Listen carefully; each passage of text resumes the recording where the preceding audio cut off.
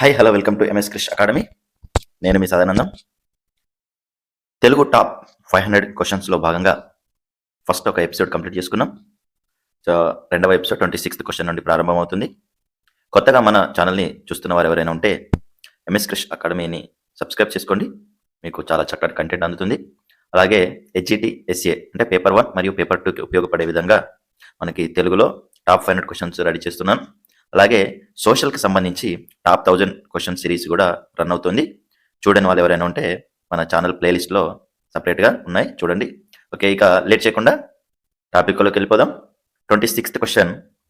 అప్పు వడ్డది సుమి భారతావని వీని సేవకున్ అని జాషువా ఎవరి గురించి చెప్పారు? అప్పు వడ్డది సుమి భారతావని వీని సేవకున్ అని జాషువా ఎవరి గురించి చెప్పారు? ఆప్షన్స్: ఏ క్షురకులు, బి దారు శిల్పులు, సి చెప్పులు కుట్టేవాళ్ళు లేదా జంతు కార్మికులు, జంతు చర్మకారులు, డి రజకులు. సో సరైన జవాబు ఏంటండి? అప్పు వడ్డది సుమి భారతావని వీని సేవకున్ అని ఒక పద్యంలో జాషువా గారు చెప్పడం జరిగింది. ఎవరి గురించి అంటే సరైన జవాబు ఆప్షన్ సి, జంతు చర్మకారుల గురించి. అంటే మనకు తోలు చెప్పులు అలాంటివి తయారు చేస్తారు, డప్పులు. సో వాళ్ళ గురించి చెప్పడం జరిగింది. ఇక 27th క్వశ్చన్. తన బి అనగా ఏంటి? ఆప్షన్ ఏ మంచం, బి గొంగడి, సి కమ్మరి కొలిమి, డి అలమార. తన బి అంటే ఏంటండి? సరైన జవాబు ఆప్షన్ డి అలమార. ఓకేనా? ఆప్షన్ డి అలమార. ఇక్కడ లాస్ట్ క్వశ్చన్ యొక్క ఆప్షన్స్ మనం గమనించినట్టయితే క్షురకులు అంటే ఎవరంటే క్షురకులు అంటే క్షురం అంటే కత్తి. సో కత్తితో మనకు వెంట్రుకల్ని కత్తిరించే వాళ్ళని క్షురకులు అంటారు. సో అంటే ఎవరన్నట్టు మంగళి వృత్తి చేసే వాళ్ళని క్షురకులు అంటారు. ఇక దారు శిల్పులు ఎవరండి? దారు శిల్పులు అంటే దారు అంటే కట్టెతోని వివిధ రకాలుగా ఆకారాలను మలిచే వాళ్ళని దారు శిల్పులు అంటారు. ఓకేనా? వడ్రంగి పని వాళ్ళు అన్నట్టు. ఇక చెప్పులు కుట్టేవాళ్ళు జంతు చర్మకారులు. ఓకేనా? మనకు సంబంధించే ఆ తోలుని వలిచి చేసే వాళ్ళని జంతు చర్మకారులు, చెప్పులు కుట్టేవాళ్ళు అని అంటారు. ఇక రజకులు అంటే బట్టలు పిండేవారు, అంటే చాకలి వృత్తిని చేసే వాళ్ళని రజకులు అనే మరొక పేరు కూడా ఉంది. సో ఈ వృత్తుల యొక్క మారు పేర్లండి, గుర్తుపెట్టుకోండి. ఇక్కడ ఈ తనబ్బి అలమార అనేది ఎవరు చేస్తారు? ఇది కూడా దారు శిల్పులే చేస్తారు. ఓకేనండి? ఇలా కూడా అడగొచ్చు. ఇక కమ్మరి కొలిమిలో కమ్మరి పని వాళ్ళు పనిచేస్తారు. కొలిమి అంటే అక్కడ బాగా ఎక్కువ వేడితోని ఆ వస్తువులను, ఇనుమును కరిగించి వస్తువులు తయారు చేస్తారు. ఇక గొంగడి ఎవరు తయారు చేస్తారండి? గొంగడి ఎవరు తయారు చేస్తారంటే కురుమలు. ఓకేనండి? కురుమలు తయారు చేస్తారు. గొంగడిని కురుమలు తయారు చేస్తారు. ఇక మంచం కూడా దారు శిల్పులే. ఓకేనండి? రైట్. కట్టె పని ఎవరైనా కూడా దారు శిల్పులని గుర్తుపెట్టుకోండి. ఇక 28th క్వశ్చన్, 28వ ప్రశ్న. వెండి నగిషీ కళ ఫిలిగ్రీకి ప్రసిద్ధి చెందిన ప్రాంతం. వెండి నగిషీ కళ ఏంటి అని కూడా అడగొచ్చు, గుర్తుపెట్టుకోండి. వెండి నగిషీ కళను ఫిలిగ్రీ అంటారు. సో ఈ ఫిలిగ్రీకి ప్రసిద్ధి చెందిన ప్రాంతం ఏది? Option A Warangal, B Karimnagar, C Pembarthi, D Hyderabad.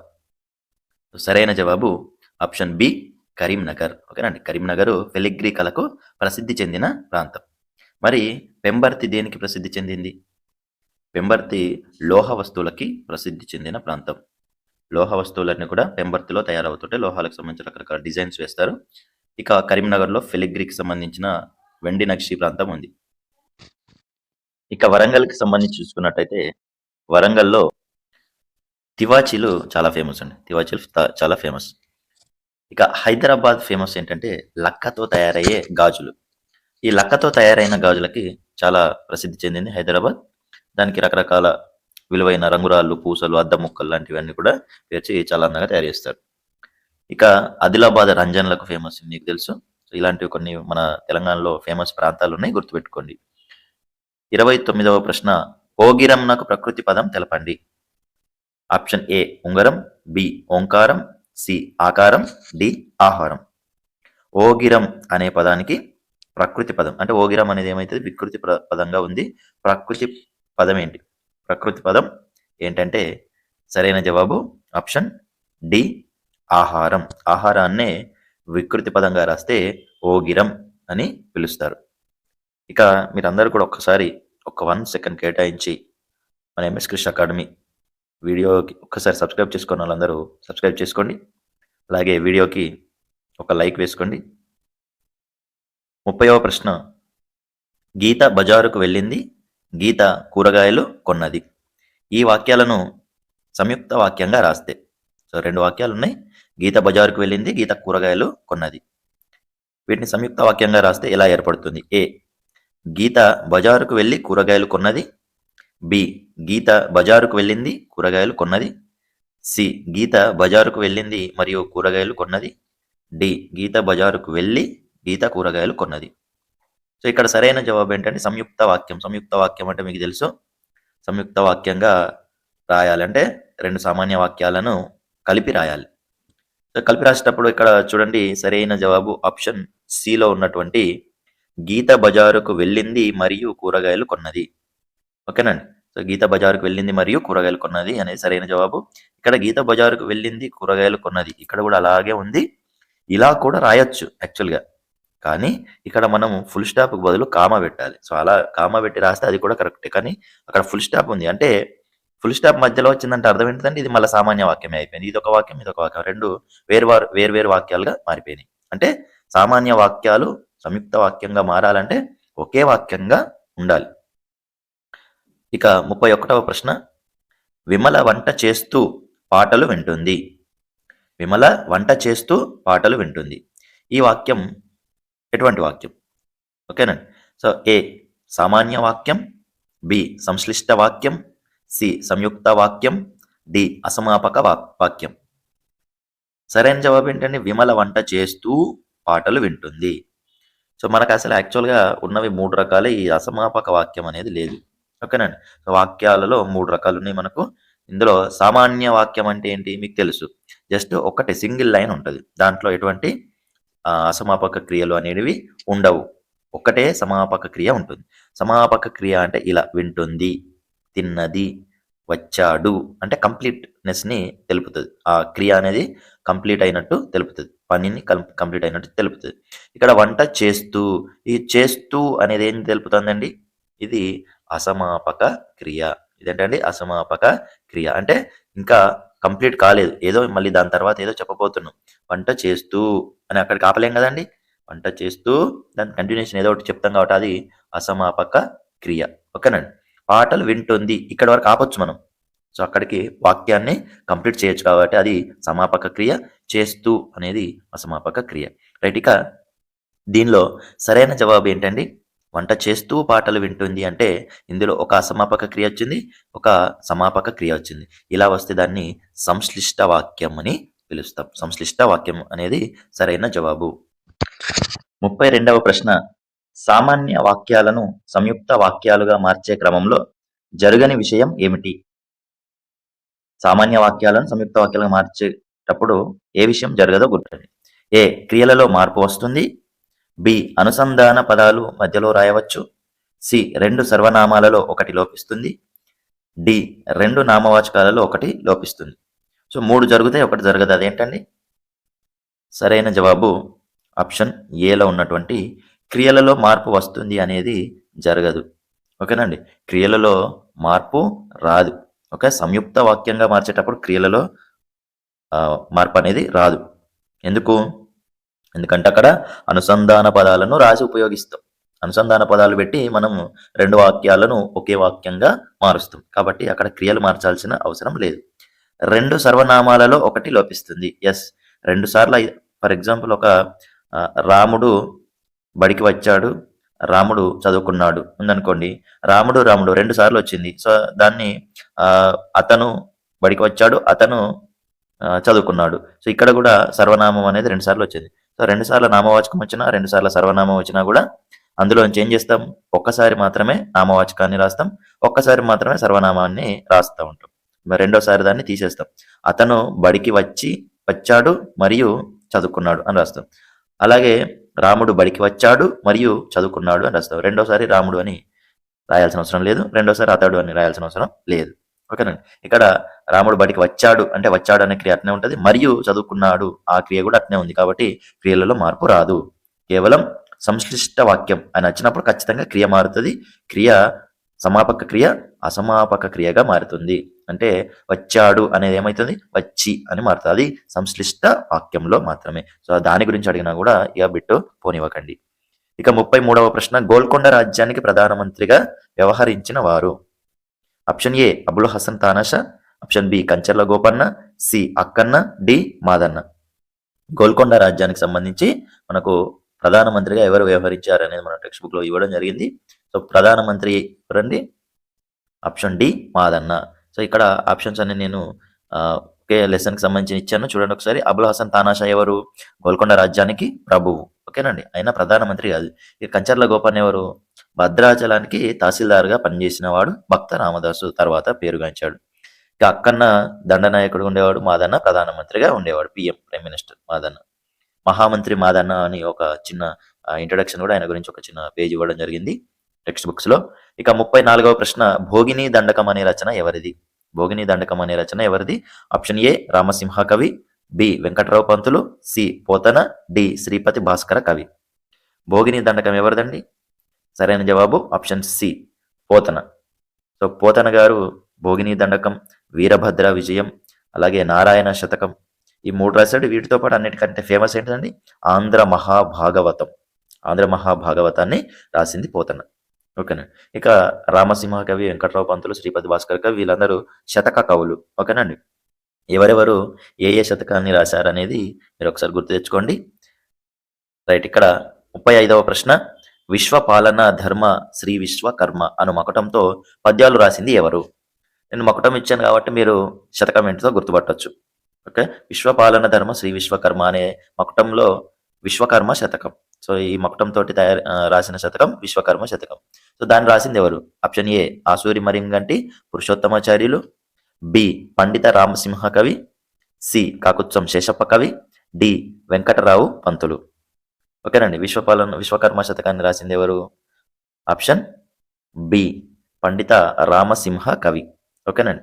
పండిత రామసింహ కవి విశ్వకర్మ శతకాన్ని రాశారు. మరి ఆసూరి మరింగంటి పురుషోత్తమాచార్యులు, ఈయన పేరే చాలా పెద్దగా ఉన్నది. ఈయనేం రాశారు అంటే వెంకటేశ్వర శతకాన్ని రాశారు, వెంకటేశ్వర శతకం. మరి కాకుత్సం శేషప్ప కవి ఏం రాశారు. సో కాకుత్సం శేషప్ప కవి గారు నరసింహ శతకాన్ని రాశారు. ఇక వెంకటరావు పంతులు ఏం చేశారు. ఓకే, వెంకటరావు పంతులు ఏం రాశారంటే బాకవరాంజనేయ శతకాన్ని రాశాడు, బాకవరాంజనేయ శతకాన్ని రాయడం జరిగింది. ఇక 36వ ప్రశ్న, లక్షాధికారైన లవణమన్నమే గాని మెరుగు బంగారంబు మింగబోడు అంటూ ఒక జీవిత సత్యాన్ని తెలిపిన కవి ఎవరు. ఓకేనండి. ఆప్షన్స్ ఏ కాకుత్సం శేషప్ప కవి, B Ramasimha Kavi, C Marada Venkayya, D Potana. So ఈ జీవిత సత్యాన్ని తెలిపిన కవి ఎవరండి. కామెంట్లో రాయండి, మీకు తెలిసిన వాళ్ళు కామెంట్స్ చేస్తూ ఉండాలి. సరైన జవాబు ఆప్షన్ ఏ కాకుత్సం శేషప్ప కవి. మరి ఈయన ఏ సందర్భంలో తెలిపాడు అంటే ఆయన నరసింహ శతకాన్ని రాసేటప్పుడు ఆయన ఒక పద్యం చెప్పాడు, చాలా చక్కటి పద్యం ఇది. తల్లి గర్భము నుండి ధనము తేడెవ్వడు వెళ్ళిపోయేడి నాడు వెంటరాదు, లక్షాధికారైన లవణమన్నమే గాని మెరుగు బంగారంబు మింగబోడు, విత్తమార్జన చేసి విర్రవీగుటే కాని కూడబెట్టిన సొమ్ము గుడవబోడు, పొందుగా మరుగైన భూమి లోపల దాచిపెట్టి, ఇలాగా పొందుగా మరుగైన భూమి లోపల పెట్టి దాన ధర్మము లేక దాచి దాచి, తుదకు దొంగలకిత్తురో దొరలకవునో, తేనె జుంటీగలియవా తెరువరులకు, భూషణ వికాస శ్రీ ధర్మపురి నివాస దుష్ట సంహార నరసింహ దురిత దూర. సో ఇలా ఒక పద్యాన్ని రాశాడు. సో కాకుత్సం శేషప్ప కవి, హ్యాట్స్ ఆఫ్ సార్. ఇక 37వ ప్రశ్న, పరువు లేకున్నా జగతి సంబరం లేదు, అన్నమే లేకున్నా సోయగం సున్నా. సో ఈ లైన్స్తో ఉన్నటువంటి ఒక పద్యం ఉంది. సో ఆ పద్యాన్ని ఎవరు రాశారు. పరువు లేకున్నా జగతి సంబరం లేదు, సంబరం లేకపోతే అన్నము మనసున పట్టదు, ఆ అన్నమే లేకున్నా సోయగం సున్నా, సోయగం లేకపోతే మన జనులు మెచ్చుదురే జనులు అని ఒక పద్యం ఉంది. సో అది ఎవరు రాశారు. Option A Marada Venkayya, option B Asuri Maringanti Purushottamacharyulu, option C Seshappa Kavi, D Mamidipalli Sambasiva Sharma. ఓకేనండి. సో మనకు సరైన జవాబు మామిడిపల్లి సాంబశివ శర్మ, ఆప్షన్ డిలో ఉన్నట్టు. ఇక ఈ పద్యం అనేది మనకు డైరెక్ట్ లెసన్లలో ఎటువంటిది లేదు. సో లెసన్ వెనకాల చదువుకోవడానికి ఒక చిన్న టాపిక్ ఇచ్చారు. సో ఈ పద్యం గురించి మళ్ళీ లెసన్ వెనకాల ఉన్నటువంటి భాషకు సంబంధించిన విషయాలు ఇచ్చారు. ఇక 38వ ప్రశ్న, దశేంద్రియ అను పదంలోని సంధి. దశేంద్రియ అనే పదంలోని సంధి. ఆప్షన్ ఏ ద్విగు, బి అత్వ, సి ఇత్వ, డి గుణ. సో దశ అంటే ఏంటంటే సంఖ్య.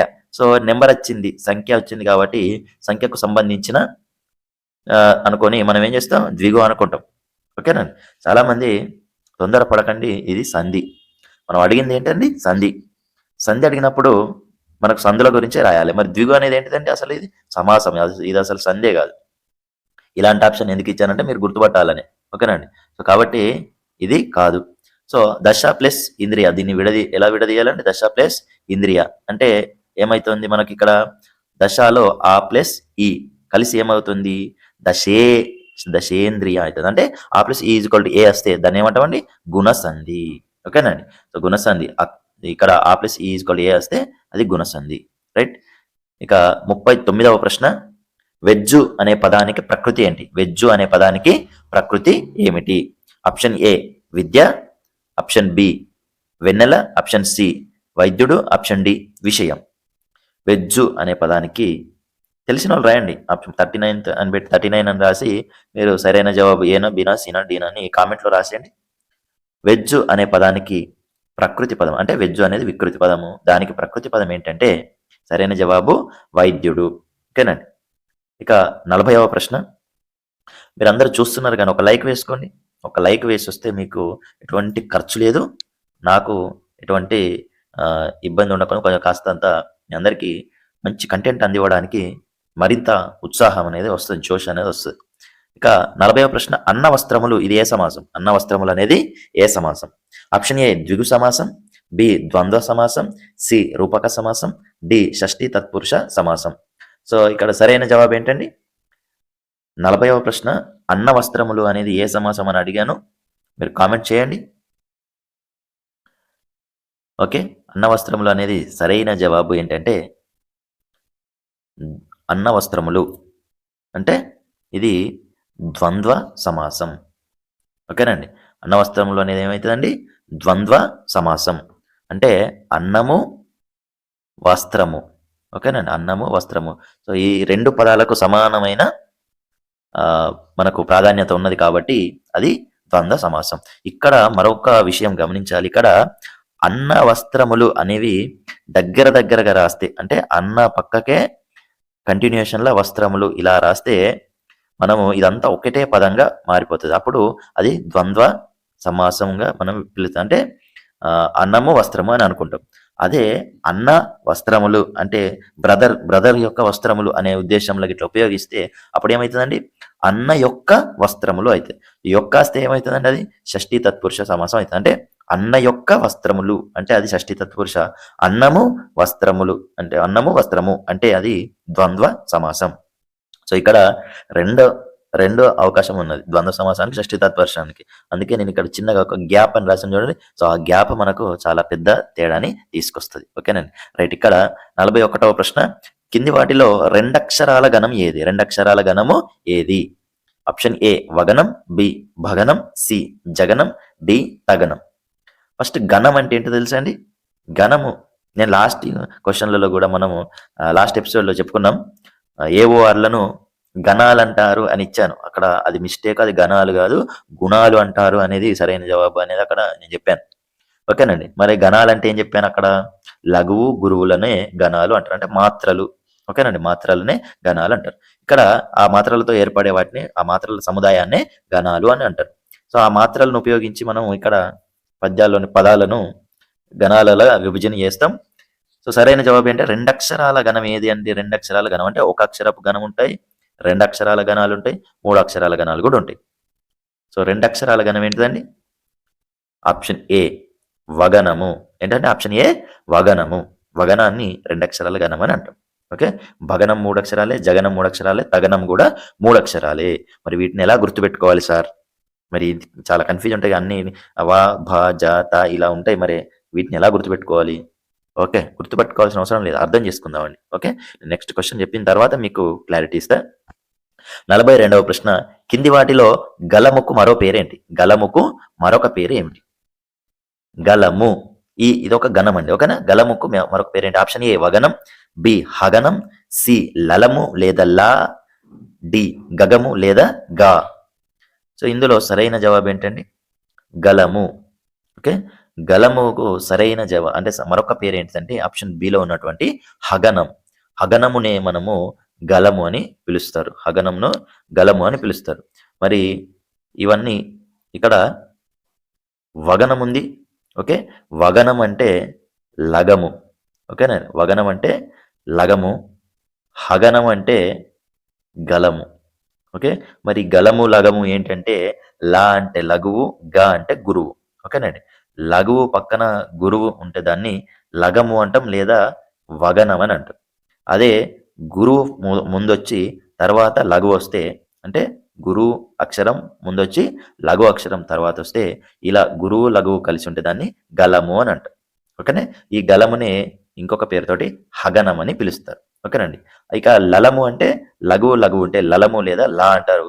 గురువు గురువు ఉంటే గగము లేదా గా అని పిలుస్తారు. సో ఇక్కడ మనము ఎలా గుర్తుపెట్టుకుందామంటే ఇప్పుడు ల గ ము లగము ఉంది. ఓకే, లగము ఉంది. ఈ లగములో మనము వా రాసుకుందాం. ఓకేనండి? సో దీంట్లో వా రాసుకుంటే ల వ. ఓకేనండి? లవ ఓకేనా? లవ తెలుసు కండి, లవుడు తెలుసు కదా మీకు. సో లవ అవుతుంది. సో ఇక్కడ ల గ దాంట్లోనే మనం గాకు బదులుగా వా రాసుకుంటే లవ అవుతుంది.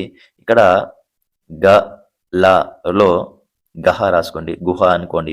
లవ గుహ అనేది గుర్తుపెట్టుకోండి. ఓకే, లవ గుహ. సో ఇక్కడ లఘు ఉంటే గురువు రావాలి, గురువు ఉంటే లఘువు రావాలి. ఓకేనండి? ఇక్కడ లా ఉంది, వా ఉంది అంటే ఇది లగము వగనం అని పిలుస్తారు. ఇది గా ఉంది, ఇక్కడ మనం లా వస్తుంది అని గుర్తుపెట్టుకుంటే గలము, ఇది గుహ గుర్తు ఉంటుంది కాబట్టి ఎట్లాగో అది హగనం అని గుర్తుపెట్టుకుంటాం. ఓకేనండి? సో అట్లా ఎట్లయినా గుర్తుపెట్టుకోండి, ఏం కాదు. సో ఇంకా సింపుల్గా బట్టి పట్టేస్తామంటే గల అంటే అది ఏమవుతుందండి? గల అనేది లగం అంటేనేమో వగనం, గలం అంటేనేమో హగనం. ఇక్కడ లవ, ఇది గహ లేదా గుహ. అట్లా ఎట్లయినా గుర్తుపెట్టుకోండి. రైట్? ఇక భగనము. భగనం యొక్క మాత్రలు. ఓకేనా? ఓన్లీ మాత్రలు మీదనే క్వశ్చన్ ఇచ్చాను. భగనం యొక్క మాత్రలు ఏవి అని చూసుకున్నట్టయితే ఆప్షన్ ఏ గురువు లఘు లఘు, బి లఘువు గురువు లఘు, సి లఘువు లఘు గురువు, డి గురువు గురువు గురువు. ఇందులో భగనం మనకు తెలియాలంటే మీ అందరికీ చిన్నప్పుడు నేర్చుకున్నటువంటి యమాత రాజభానస అనేది తెలిసే ఉంటుంది. ఒక్కసారి చూడండి, దీంట్లో యాకి దీర్ఘం లేదు, మాకి దీర్ఘం, తాకి దీర్ఘము, రాకు దీర్ఘము, జాకి దీర్ఘం లేదు, భాకి దీర్ఘము, నాకు దీర్ఘము లేదు, సాకి దీర్ఘం లేదు. సో ఇలా ఉంటుంది యమాత రాజభానస అనేది. కొంచెం మనకు ఈజీగా గుర్తుండడానికి తయారు చేసుకున్నది. సో దీంట్లో భగనం చూడాలంటే ఫస్ట్ భా దగ్గర నుంచి స్టార్ట్ చేయాలి. ఓకేనండి? మనకి చట్రం అనేది ఇలా తిరుగుతుంది. ఓకేనా? సో ఇలా చూసుకోవాలన్నట్టు, ఈ డైరెక్షన్లో చూసుకోవాలి. ఇప్పుడు భగనం ఎక్కడ ఉందో చూద్దాం. సో భగనం అంటే ఇక్కడ నుండి 3 చూసుకోవాలి. ఓకేనండి? గురువు లఘువు లఘువు. ఓకేనండి? సో భగనం అంటే ఏముండాలి? గురువు లఘువు లఘువు. ఓకేనా? సో సరైన జవాబు ఆప్షన్ ఏ అన్నట్టు. ఓకేనండి? ఇప్పుడు జగనం అడిగిల్లనుకోండి, లఘువు గురువు లఘువు ఉండాలి. ఓకే, అలాగే తగనం అడిగిల్లనుకోండి, గురువు గురువు లఘువు. సో ఇలా మనము 3 చూసుకోవాలన్నట్టు. ఓకేనండి? సో ఇలా చూసుకోవాల్సి ఉంటుంది. నగనమైన, తగనమైన, యగనమైన, ఇలా ఏది అడిగినా కూడా అలాగే చూడండి. ఇక్కడ బీదల అనేది ఒకసారి చూడండి. బీదల అని ఒక వర్డ్ ఇచ్చాను. సో వర్డ్ని ఫస్ట్ మనం ఏం చేయాలి? ఘన విభజన చేసుకోవాలి. బీదల. మరి బీకి ఎందుకు గురువు పెట్టినామండి? ఎందుకంటే అది దీర్ఘాక్షరం కాబట్టి. గుడి దీర్ఘం ఉన్నా, కొమ్మ దీర్ఘం ఉన్నా, ఇలాంటివి దీర్ఘాక్షరాలు ఉంటే వాటికి గురువు వస్తుంది. మామూలు హ్రస్వాలు వాటికి లఘు వస్తుంది. సో బి ద ల. ఓకేనండి? సో ఇక్కడ దీర్ఘాక్షరాలకు గురువులు వస్తాయి. సున్నా ఉన్న అక్షరానికి కూడా గురువు వస్తుంది. గురువు అనే రాసుకోవాలి దాన్ని. ఓకే, ఇప్పుడు కమ్ ఉంది, కమ్ ప. ఇప్పుడు కమ్ అనేది మొత్తం కలిపి ఒకటే అక్షరం అన్నట్టు. సో ఇది గురువు వస్తుంది, ప అనేది లఘు వస్తుంది. ఓకేనండి? సో ఇట్లా మనం చూసుకోవాలి. ఇంకా ఏదైనా ఒత్తక్షరం వచ్చింది అనుకోండి, అంటే ద్విత్వాక్షరం ఉంది. ఇప్పుడు అక్క అనేది ఉంది. సో అక్క అనేది కాకు కావత్తు వచ్చింది. సో ఇది లఘువేనండి, ఇది లఘువే. దాని ముందున్నదే గురువు అవుతుంది. ఓకేనా? సో ఇట్లా మనకు గురువు లఘులకు సంబంధించిన కొన్ని సూత్రాలు ఉంటాయి, అంటే కొన్ని నియమాలు ఉంటాయి. వాటిని మనం కొంచెం ఒక్కసారి చూసుకున్నట్టయితే గురువు లఘువులో ఘన విభజన అనేది చాలా సింపుల్ అండి. దాని నుంచి ఒక బిట్ వస్తుంది. బిట్ వస్తే కూడా చాలా ఈజీగా రాయొచ్చు. మనం గురువు లఘువులను విభజించుకోవాలి.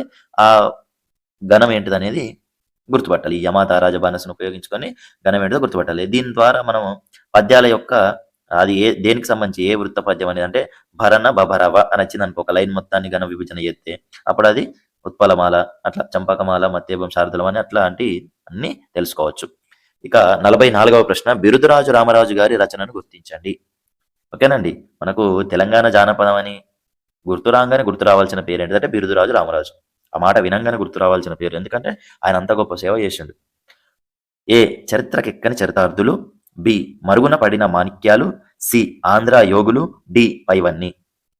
సో ఈయన రాసినటువంటి రచన ఏది అంటే పైవన్నీ కూడా ఆయనే రాసిండు. సో ఈయన పేర్లు చూస్తే చూడండి ఒకసారి, అసలు అన్వేషించి రాసినట్టుంటాయి. అంటే ఎక్కడనో ఎవరికీ తెలియని విషయాలన్నింటినీ కూడా ఆయన వెతికి అన్వేషించి రాసిండు. అందుకే చరిత్రకెక్కని చరితార్థులు అని రాసిండు. అలాగే మరుగున పడిన మాణిక్యాలు, ఎవరికి తెలియని విషయాలని వెలుగులోకి తీసుకొచ్చిండు. ఆంధ్ర యోగులు, సో అందుకనే ఇక్కడ మన రాష్ట్రం అంటే ఆంధ్రప్రదేశ్ తెలంగాణ ప్రాంతంలో ఉన్నటువంటి గొప్ప గొప్ప వాళ్ళ యొక్క చరిత్రలన్నింటినీ కూడా ఈయన బయటికి తీసుకురావడం జరిగింది. సో మీకు అందరికీ ఒక ముఖ్య గమనిక, ఎంఎస్ కృష్ణ అకాడమీ తప్పకుండా సబ్స్క్రైబ్ చేసుకోండి. 45వ ప్రశ్న, కింది వాటిలో వీరత్వాన్ని దేశభక్తిని ఉద్బోధించే గేయాలేంటి? ఏ పౌరాణిక గేయాలు, బి చారిత్రక గేయాలు, సి పారమార్థిక గేయాలు, డి శ్రామిక గేయాలు. వీరత్వాన్ని దేశభక్తిని ఉద్బోధించే గేయాలు ఏంటండి? సరైన జవాబు ఆప్షన్ బి చారిత్రక గేయాలు. పౌరాణిక గేయాలు అంటే మన పురాణాలకు సంబంధించిన కథలు ఉంటాయి, రామాయణ మహాభారతానికి సంబంధించిన చిన్న చిన్న కథలు ఉంటాయి, వాటిపైన ఈ గేయాలు తయారు చేసి పాడుకుంటారు. సో అది పౌరాణిక గేయాలు.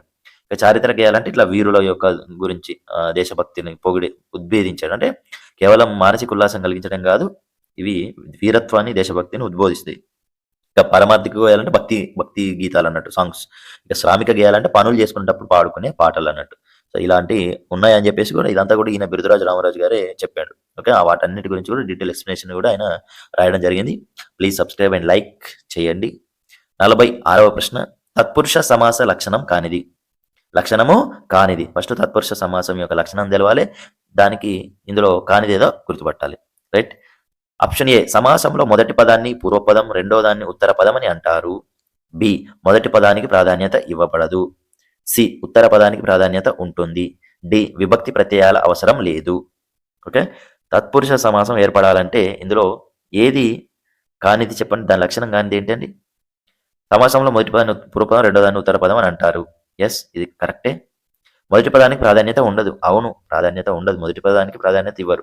ఉత్తర పదానికి ప్రాధాన్యత ఉంటుంది. అవును, రెండో పదానికి ప్రాధాన్యత ఉంటుంది. తత్పురుష సమాసంలో ఉన్నటువంటి పదాలలో మనం విగ్రహవాక్యంగా రాస్తే అక్కడ రెండో పదానికి ఎక్కువ ప్రాధాన్యత ఉంటుంది. అంటే ఉత్తర పద ప్రాధాన్యతను తెలిపేదే తత్పురుష సమాసం. ఇదే డెఫినేషన్ అండి. ఓకేనా. ఇక విభక్తి ప్రత్యయాలు అవసరం లేదు అని అన్నాడు. నో, విభక్తి ప్రత్యయాల అవసరం ఉంది. విభక్తి ప్రత్యయాలు ఉంటేనే కదండి తత్పురుష సమాసం ఏర్పడేది. ఎన్ని విభక్తి ప్రత్యయాలు ఉన్నాయో, ఎన్ని విభక్తులు ఉన్నాయో అన్ని రకాల తత్పురుష సమాసాలు ఉన్నాయి. ఓకేనండి. అందుకే మనం వాటి పేర్లు ఏమని పిలుస్తాం?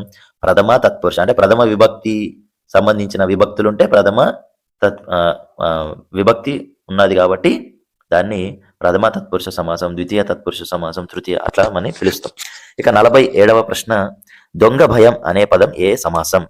దొంగ భయం అనేది ఏ సమాసం? ఆప్షన్ ఏ ద్వంద్వ సమాసం, బి తృతీయ తత్పురుష సమాసం, సి ద్విగు సమాసం, డి పంచమి తత్పురుష సమాసం. సో ఇక్కడ మనం దీన్ని విగ్రహవాక్యంగా మలుచుకున్నట్లయితే మనకి ఈజీగా తెలుస్తుంది.